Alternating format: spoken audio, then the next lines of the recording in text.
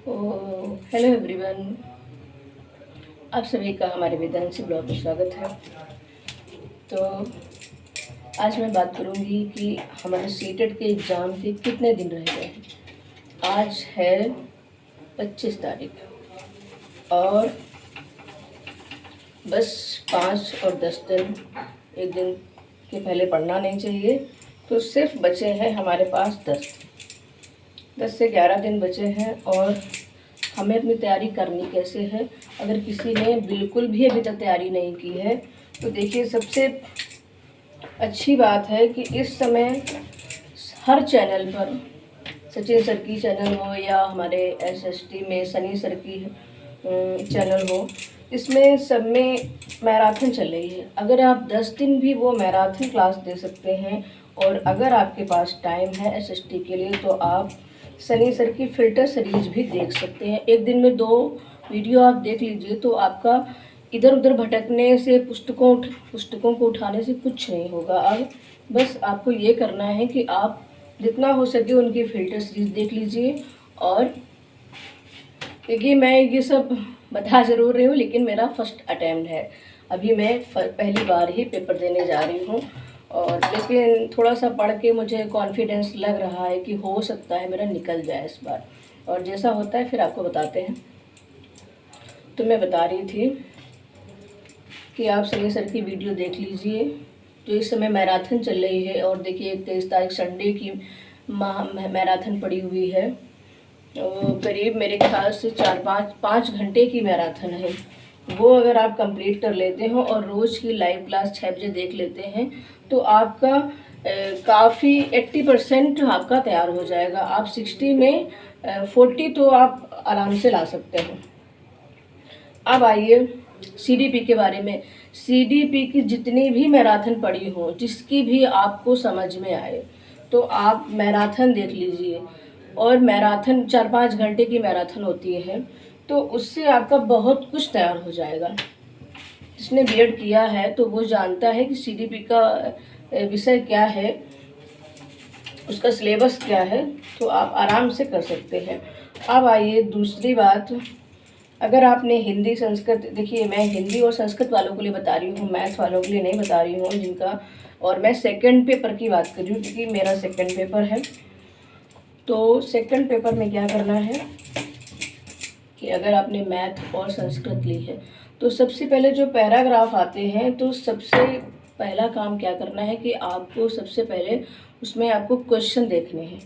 आपको पैराग्राफ बाद में पढ़ना है, पहले आप क्वेश्चन देखेंगे और जब आपके दिमाग में क्वेश्चन बैठ जाएंगे कि क्वेश्चन क्या पूछ रहा है, उसके बाद आप पैराग्राफ पढ़ेंगे तो आपको तुरंत पता चल जाएगा कि यहाँ से इस क्वेश्चन का आंसर यहाँ मिल रहा है।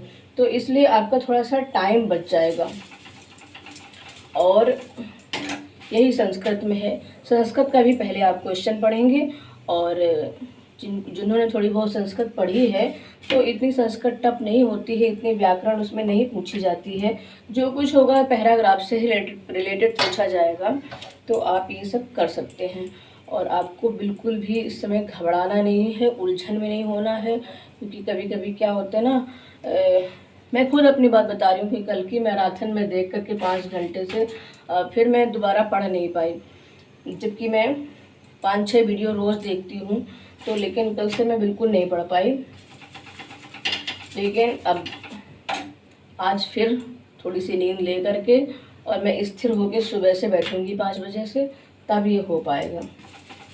क्योंकि मुझे भी बहुत पढ़ना है और जैसा कि आप लोगों को पता है कि मुझे बीएड का भी एग्ज़ाम देना है, तो इसलिए मैं सब धीरे धीरे मैनेज करती हूँ और उलझन में नहीं रहती हूँ, टेंशन नहीं लेती हूँ। क्योंकि सपोर्ट तो कोई नहीं करता है, लेकिन मुझे खुद अपने आप मोटिवेट रहना पड़ता है। कोई करे या ना करे, लेकिन जब सपने हमने देखे हैं तो हमें भी जगना पड़ेगा, हमें ही जगना पड़ेगा और हमें ही सारे काम करने पड़ेंगे।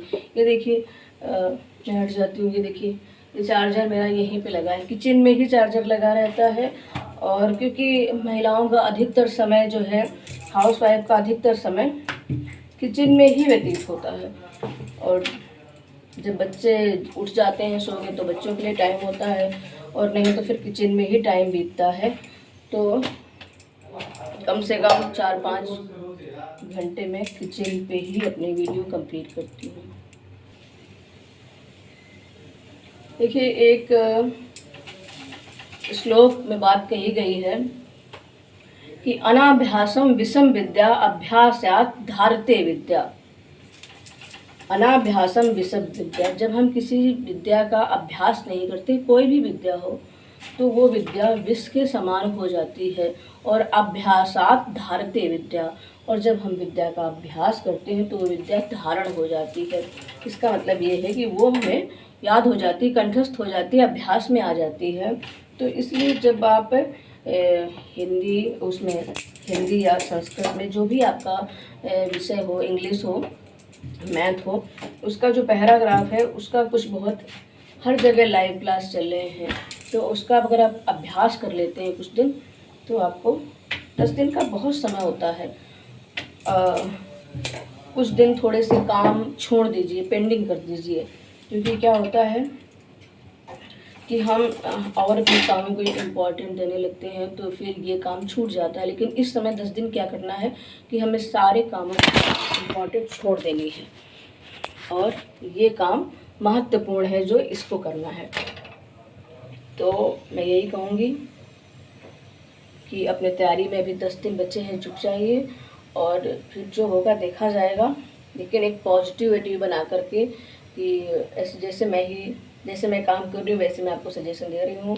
और जो लोग सीटेट का पेपर दे रहे हों वो लोग जुड़ें और बताएं कि वो लोग कैसे तैयारी कर रहे हैं, क्योंकि मैं तो ऐसे ही कर रही हूँ, तो इसलिए मैं आपसे साझा करती हूँ ये बातें। आपकी तैयारी कैसी चल रही है, आप भी मुझे कमेंट्स में ज़रूर बताइए। तब तक के लिए बाय।